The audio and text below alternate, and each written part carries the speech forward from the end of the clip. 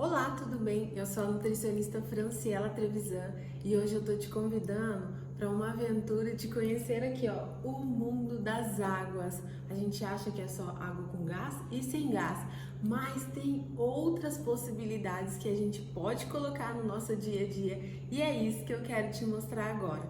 Bom, se você não está inscrito no meu canal, aproveita esse momento, se inscreva para receber as notificações e também ficar por dentro de tudo que eu vou te convidar para descobrir sobre a nutrição, sobre o mundo do consumo alimentar, para a gente ter mais qualidade de vida.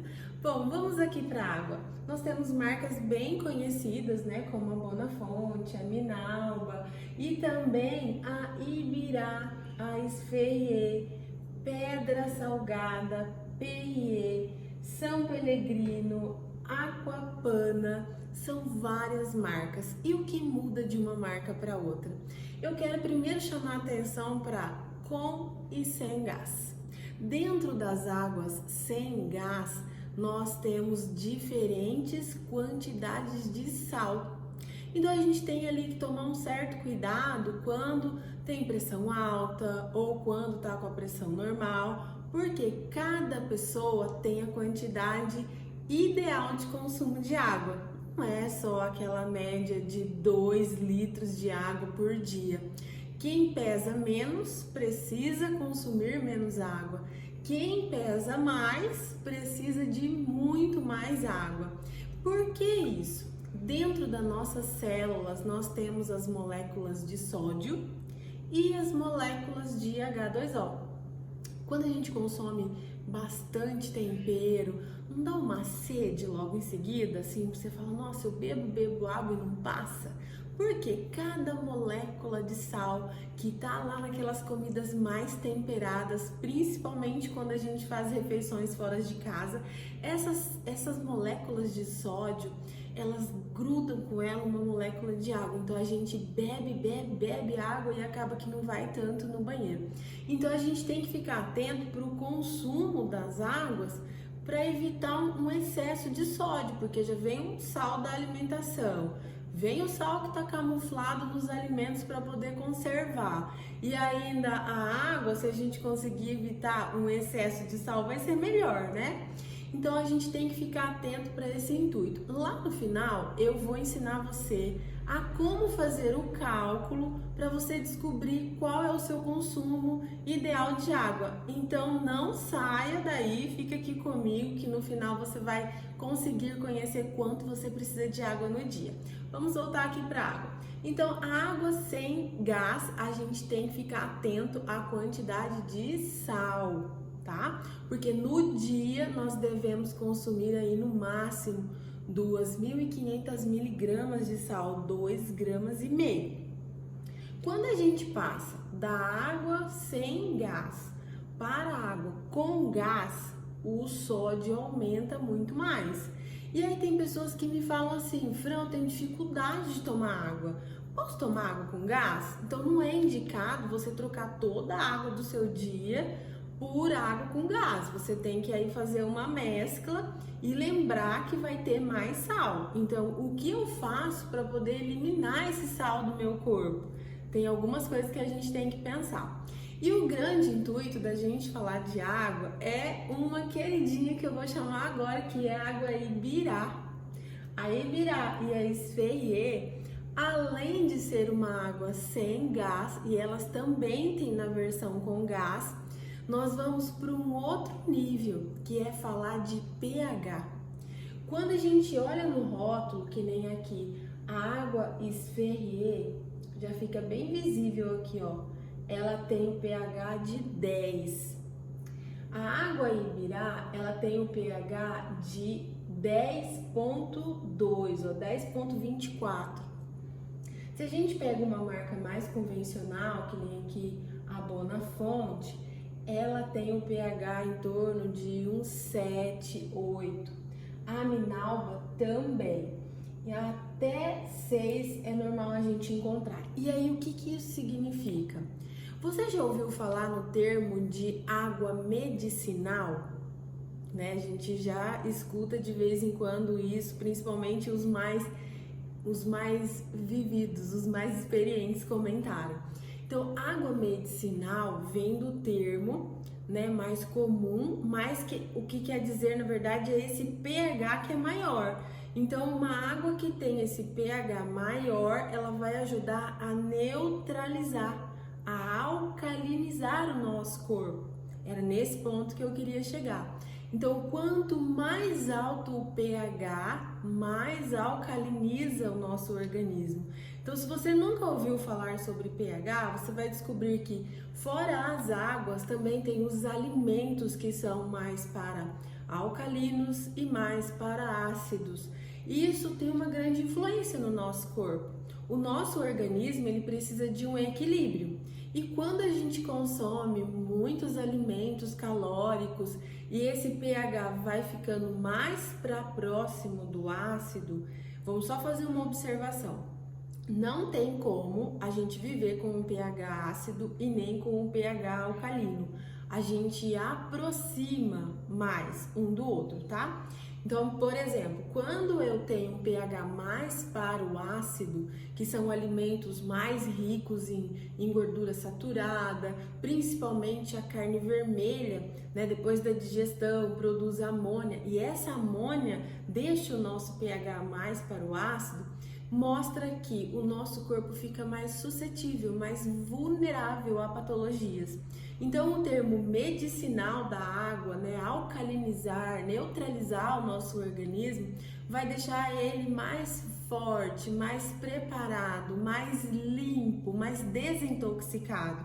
Daí que vem esse consumo alcalino, esse consumo mais neutro de alimentação, para favorecer que o nosso organismo funcione corretamente. E aí a gente tem como usar parte da água do nosso dia a dia com o pH mais alto. Não precisa só consumir água alcalina, a gente pode ter aí um equilíbrio, até porque muda, né, a quantidade de minerais que tem em uma, que tem na outra. Eu fiquei até surpresa porque eu fiz uma pesquisa ligando em algumas distribuidoras de água e a Ibirá, ela também é comercializada no galão de 20 litros, como a Bonafonte. E eu perguntei para eles, viu, tem muita saída, né, eu consumo dessa água? E para minha surpresa, eles me informaram que de a cada 10 galões vendidos, 9 eram de água alcalina, de água medicinal. Então, assim, as pessoas estão cada vez mais informadas e eu tô aqui para dividir esse assunto com você, para que você tenha mais qualidade de vida.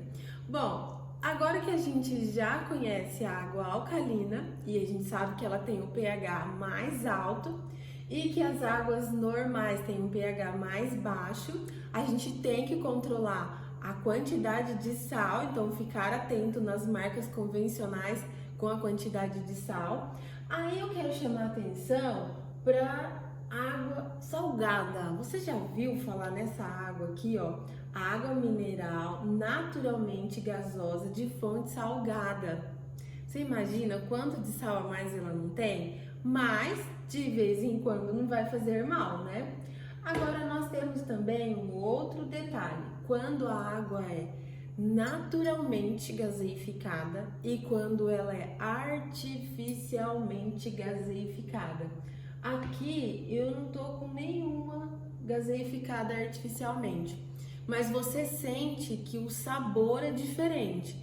E quando você vai lá no rótulo, você percebe que essas gaseificadas artificialmente também tem uma quantidade maior de sal, com exceção dessa daqui, que é uma fonte específica, né? Um presente da natureza. Vamos agora aprender a fazer o cálculo da quantidade de água que você precisa consumir? Então anota aí, né? Pega um papel, uma caneta e você também vai precisar de uma calculadora. Você vai anotar o seu peso e fazer vezes. Se você é sedentário, se você não pratica nada de atividade física, você vai fazer vezes, né, peso vezes 0,33.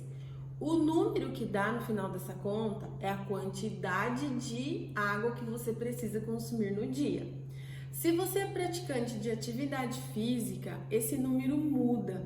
Então você vai pegar o seu peso e vai fazer vezes 0,35, tá? Por que esse 33 e esse 35? São ml por quilo de peso. Lembra que eu falei lá no começo que não é 2 litros para todo mundo? Você vai perceber que tem gente aí na sua casa que vai precisar de 1 litro, 1,5 litro, ou vai precisar de 3, 3,5, vai depender do quilo de peso. Ah, Fran, mas e qual é a diferença? Por que precisa dessa ml por quilo de peso? A água, ela é responsável por limpar, por tirar e eliminar as toxinas e impurezas do nosso corpo. Então, cada quilo de peso precisa dessa quantidade de ml para poder passar por tudo. Ah, e se você tomar menos, né? O que vai acontecer? O seu intestino não funciona direito, a sua pele vai ficando com aspecto mais ressecada, você vai perdendo o paladar para tomar água, vai ficando cada vez com menos sede. E aí chega ao extremo, às vezes a pessoa ficar a semana inteira sem tomar água, tomar só suco, tomar só refrigerante, não sente necessidade de tomar água. O nosso organismo, ele é muito moldável. Então, se você acostumar o seu corpo, o seu organismo a não sentir sede, chega uma hora que você não sente sede mais. E aí, quando eu falo para as pessoas, comece seu dia tomando água, tem ânsia, não tem vontade de tomar água. Então, assim, se não tem o hábito, comece a tomar de pouquinho. Não é indicado você tomar um grande volume de uma vez. Grande volume, tem gente que me fala assim, Fran, eu tomo 500 ml de uma vez. Aquela quantidade de quilo de peso que você precisa de água por ml, ela precisa ser consumida o dia inteiro em pequenas quantidades. Então, assim, de 100 a 150 ml por vez. Não adianta você ficar o dia inteiro sem tomar água e tomar água toda noite. Ou vai tomar água só quando vai na academia e aí fica o dia inteiro sem tomar água. Vamos pegar um exemplo bem comum, que é quando as pessoas tomam cerveja. Você já deve ter visto alguém tomar cerveja ou você pode consumir cerveja. Toma um pouco, 2, 3, 4, 5, 6 copos e quando vai no banheiro, não para mais de ir no banheiro, não é verdade?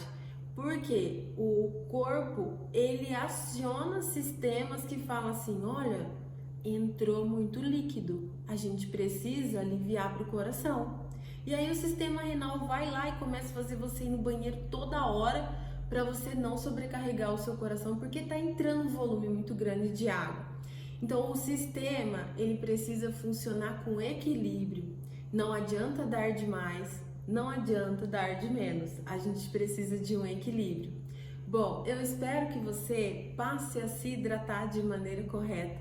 Essa conversa sobre as águas eu gosto muito, eu acho fantástica, porque a gente não faz ideia, acha que é só beber água para passar a sede. E sede é um sinal que tá assim, o extremo. Você deve beber água sem sentir sede. A sede é um sinal de desespero do nosso corpo. Fica essa dica do Projeto VIP Nutricional. Lembre-se que ser saudável é apaixonante. Nós precisamos de um equilíbrio. Se inscreva aqui no canal, me acompanhe nas redes sociais e vem ser VIP!